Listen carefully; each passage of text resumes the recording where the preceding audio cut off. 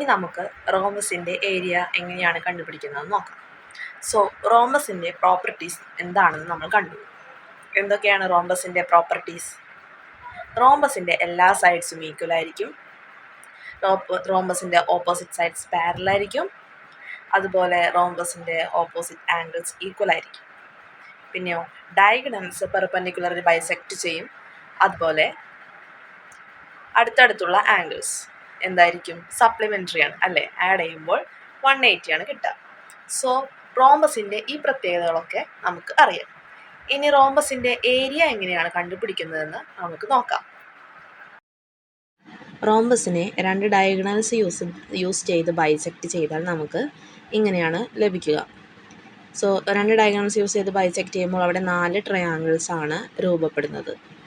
So 4 ട്രയാങ്കിളിൻ്റെയും area കണ്ടെത്തിയാൽ നമുക്ക് റോംബസിൻ്റെ area എത്രയാണെന്ന് കണ്ടെത്താൻ സാധിക്കും. So area equal to 4 into area of triangle A O B. So 4 into triangle A O ബിയുടെ area എങ്ങനെ കാണും? Half into A O into O B equal to 4 into half into A ഒക്ക് പകരം നമുക്ക് എങ്ങനെ എഴുതാം? എ ഒ ഡയഗണൽ D1ൻ്റെ ഹാഫാണ്. സോ എ ഒക്ക് പകരം ഹാഫ് D1 എഴുതാം. അതുപോലെ ഒ ബിക്ക് പകരം ഹാഫ് D2 എന്ന് എഴുതാം.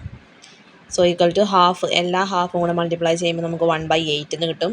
4 into 1/8 into D1 into D2 cancel ചെയ്ത് കളഞ്ഞാൽ 4ഉം 1/8 ക്യാൻസൽ ചെയ്താൽ നമുക്ക് എന്ത് കിട്ടും? 1/2 ഇൻറ്റു D1 ഇൻറ്റു D2. ഇനി നമുക്ക് റോംബസിൻ്റെ ഏരിയ കണ്ടെത്തുന്ന ഒരു പ്രോബ്ലം ചെയ്യാം. ഇവിടെ തന്നിരിക്കുന്ന റോംബസിൻ്റെ ഒരു ഡയഗണൽ ലെങ്ത്ത് 12 സെൻറ്റിമീറ്റർ ആണ്, ഒരു ഡയഗണൽ ലെങ്ത്ത് 16 സെൻറ്റിമീറ്റർ ആണ്. സോ ഈ റോംബസിൻ്റെ ഏരിയ നമ്മൾ എങ്ങനെ കണ്ടെത്തും? നമ്മൾ പഠിച്ചു area equal to half into D1 into D2. ഇവിടെ D1 12 സെൻറ്റിമീറ്ററും D2 16 സെൻറ്റിമീറ്റർ ആണ്. സോ ഏരിയ എത്രയായിരിക്കും? ഹാഫ് ഇൻറ്റു 12 ഇൻറ്റു 16 നമുക്ക് മൾട്ടിപ്ലൈ ചെയ്യുമ്പോൾ കിട്ടും 96 സെൻറ്റിമീറ്റർ സ്ക്വയർ. ഇനി മറ്റൊരു ക്വസ്റ്റ്യൻ തരാം.